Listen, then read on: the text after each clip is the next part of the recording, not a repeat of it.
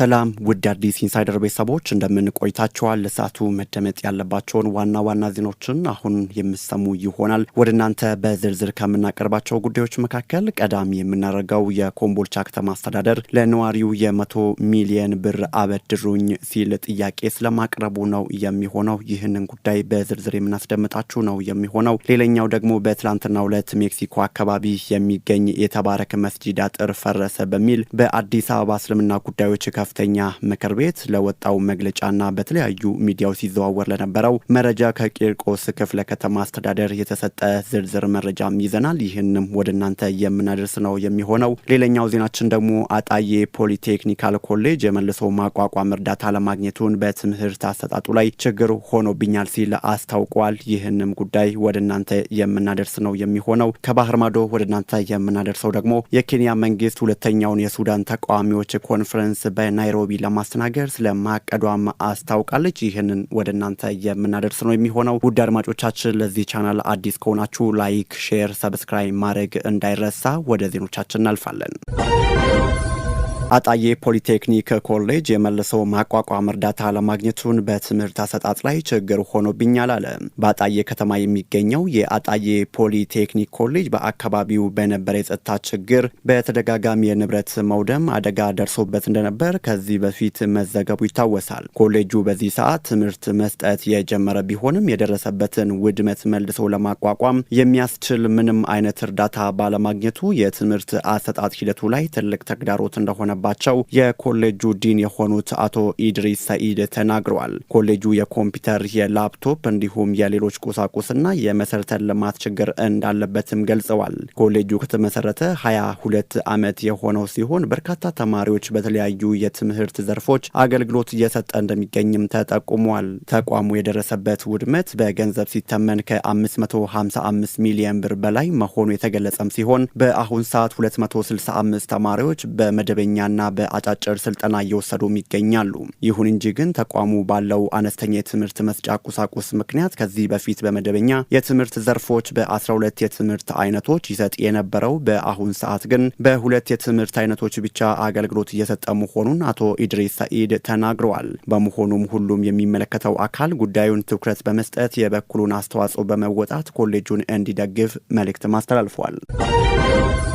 ሌላኛው ዜናችን ደግሞ በትላንትናው ዕለት ሜክሲኮ አካባቢ የሚገኝ የተባረከ መስጂድ አጥር ፈረሰ በሚል በአዲስ አበባ እስልምና ጉዳዮች ከፍተኛ ምክር ቤት ለወጣው መግለጫና በተለያዩ ሚዲያዎች ሲዘዋወር ለነበረው መረጃ ከቂርቆስ ክፍለ ከተማ አስተዳደር የተሰጠ መግለጫ ነው። በቀን 5/08/2017 ማለትም በትላንትናው ዕለት እሁድ በቂርቆስ ክፍለ ከተማ ወረዳ 10 ልዩ ቦታው ሜክሲኮ አካባቢ የመንግስት አካላት የመስጂድ አጥርን አፈረሱ የሚል መረጃ የአዲስ አበባ እስልምና ጉዳዮች ከፍተኛ ምክር ቤትን ጨምሮ በተለያዩ ሚዲያዎች ሲዘዋወር መዋሉ ይታወቃል። እንደሚታወቀው የክፍለ ከተማው አስተዳደር ማንኛውም የመንግስትና የህዝብ ጥቅምን የሚጎዳ ህገ ወጥ ድርጊቶች ሲፈጸሙ በህግ አግባብና ህጋዊ ውሳኔን መነሻ በማድረግ የተከለከለ ቆይቷል። ወደፊትም የሚተገበረው ትልቁ ኃላፊነቱ ነው። በዛሬውም ዕለት በተለያዩ ሚዲያዎች ሲዘዋወር የዋለው መረጃ መንግስት ውሳኔ ያልሰጠበት መሬትን ያለ አግባብ ከዚህ ውጪ ለመያዝ የተደረገ ተግባራዊ እንቅስቃሴን ለመከላከልና የህግ የበላይነትን ለማረጋገጥ የተወሰደ እርምጃ ሲሆን ጉዳዩን በተሳሳተ መንገድ መተርጎም በምንም አይነት ተቀባይነት ያለው ድርጊት አይሆንም። ህዝባችንም እጅግ አስተዋይ ህዝብ በመሆኑ ጉዳዩን በሚዛኑ የሚረዳ እንደሚሆንም እናምናለን። በክፍለ ከተማችን የሚገኘው ተባረከ መስጂድ የክፍለ ከተማው አስተዳደር ከመስጂዱ አባቶችና ምዕመኑ ጋር በቅርበት አብሮ ከሚሰራቸው ወደፊትም አብሮነቱን ከሚያጠናክራቸው የእምነት ተቋማት መካከል አንዱ ነው። ይህ እንደተጠበቀ ሆኖ የመስጂዱ አስተዳደር ከህጋዊ ይዞታ ውጪ ያለ መሬት ላይ የማስፋፊያ ጥያቄ ለአስተዳደሩ አቅርቧል በሚል ሰበብ ለሀገራዊ ፕሮጀክት ሲባል በቦታው የነበሩ ነዋሪዎችና የፌዴራል ፖሊስ ካምፕን ወደ ሌላ ቦታ በማዘዋወር የጸዳ ቦታን የመስጂድ ይዞታ እንደነበር አስመስሎ ማቅረብ ተገቢ የሆነ መረጃ አይደለም።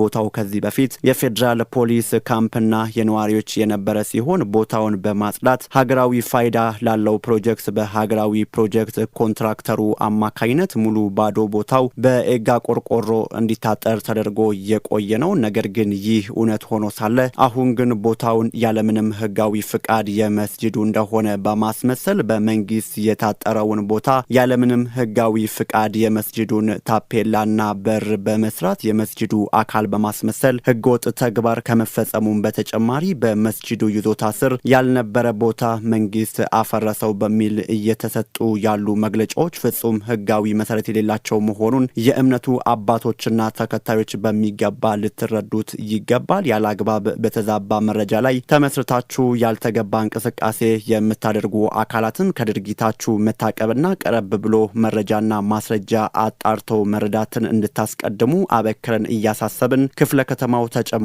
መረጃ ለሚፈልግ ለማንኛውም አካል መረጃ ለመስጠት በሩ ክፍት መሆኑንም ለማሳወቅ እንወዳለን ሲል ገልጸዋል።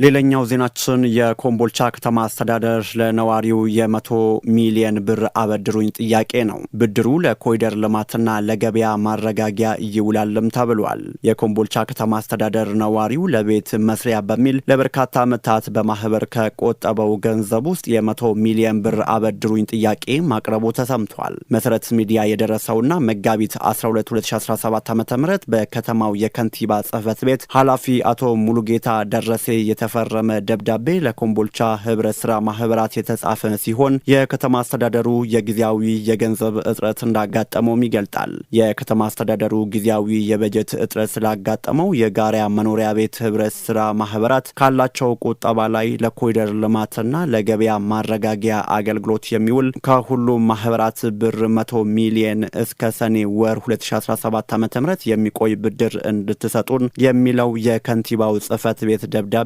ገንዘቡ በአስቸኳይ ስለሚፈለግ ገቢ እንዲደረግ ይጠይቃል።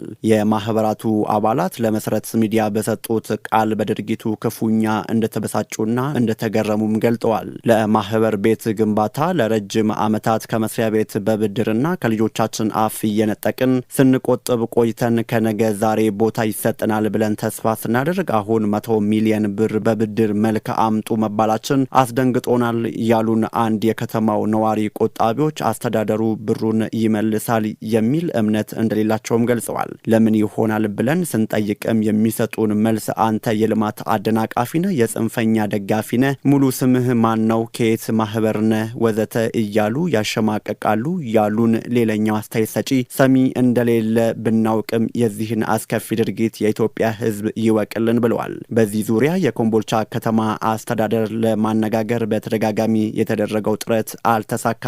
በመረጃው የምንመለስበት ይሆናል።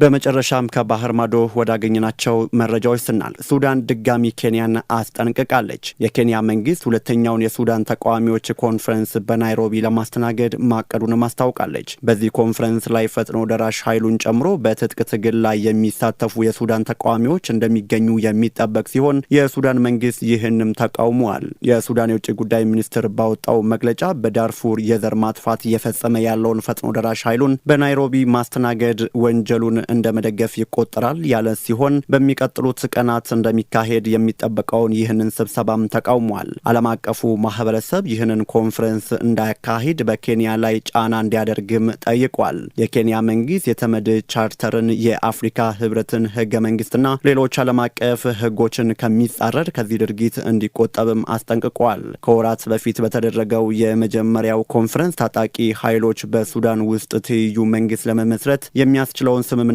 መፈረማቸው የሚታወስ ሲሆን ይህንን ተከትሎ ሱዳን ከኬንያ ጋር ያላትን ዲፕሎማሲያዊ ግንኙነት ከማቋረጧም በላይ ምርቶቿን ወደ ኬንያ ላለመላክ ማዕቀብ መጣሏም አይዘነጋም።